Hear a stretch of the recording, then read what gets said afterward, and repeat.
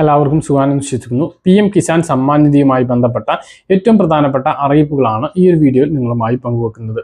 PM Kisan Samman Nidhi 2025 കടക്കുമ്പോൾ അത് എങ്ങനെയായിരിക്കും, ഈ കർഷകർക്ക് ലഭിക്കുന്ന നിരവധി ആനുകൂല്യങ്ങൾ, അതൊക്കെ കുറിച്ചാണ് പറയുന്നത്. വീഡിയോയുടെ വിശദാംശങ്ങളിലേക്ക് കടക്കുന്നതിന് മുമ്പ് കൂടുതൽ ആളുകളിലേക്ക് ഇൻഫർമേഷൻ എത്താൻ ഷെയർ ചെയ്യുക, ലൈക്ക് ചെയ്യുക, ഫേസ്ബുക്കിലൂടെ കാണുന്ന ആളുകൾ ഫോളോ ചെയ്യുക. വീഡിയോയുടെ വിശദമായ വിവരങ്ങളിലേക്ക് വരാം.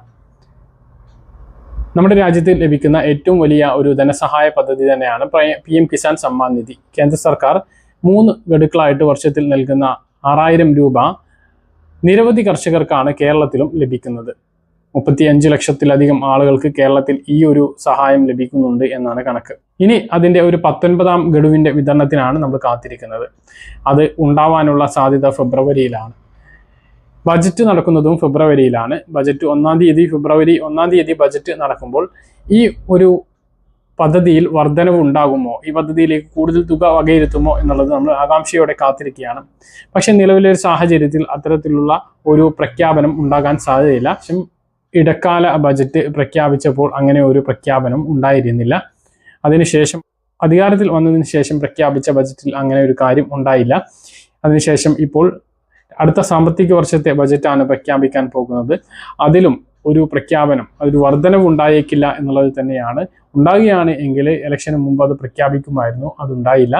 അപ്പം ഈ ഒരു സാഹചര്യത്തിൽ ഉണ്ടാകില്ല എന്നുള്ളത് തന്നെയാണ്. ഈ ഒരു 6000 തുടരാനാണ് സാധ്യത.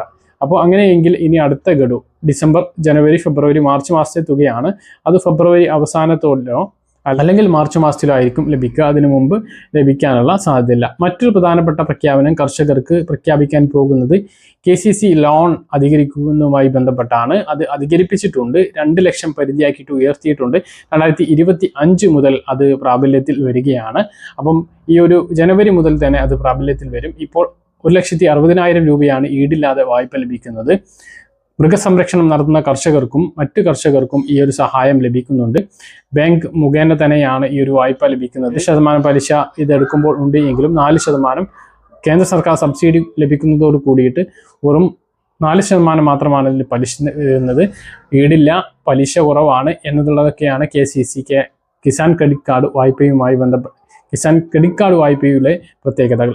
ഇനി നിങ്ങൾക്ക് കുറച്ച് ഈടെന്തെങ്കിലും നൽകാൻ കഴിയുമെങ്കിൽ, പ്രത്യേകിച്ച് ഗോൾഡൊക്കെ നൽകാൻ കഴിയും എങ്കിൽ അത് കൂടുതൽ തുക നിങ്ങൾക്ക് ലഭിക്കുന്നതാണ്. ആ ഒരു സാഹചര്യത്തിൽ നിങ്ങളുടെ നികുതി റെസീറ്റ്, കൂടുതൽ സ്ഥലമുള്ള നികുതി റെസീറ്റ് കൂടി നൽകേണ്ടി വരും എന്നുള്ളതും ഓർമ്മിപ്പിക്കുകയാണ്. അതിനും പലിശ ഈ ഒരു 4% ഒതുങ്ങി നിൽക്കുന്നതാണ്.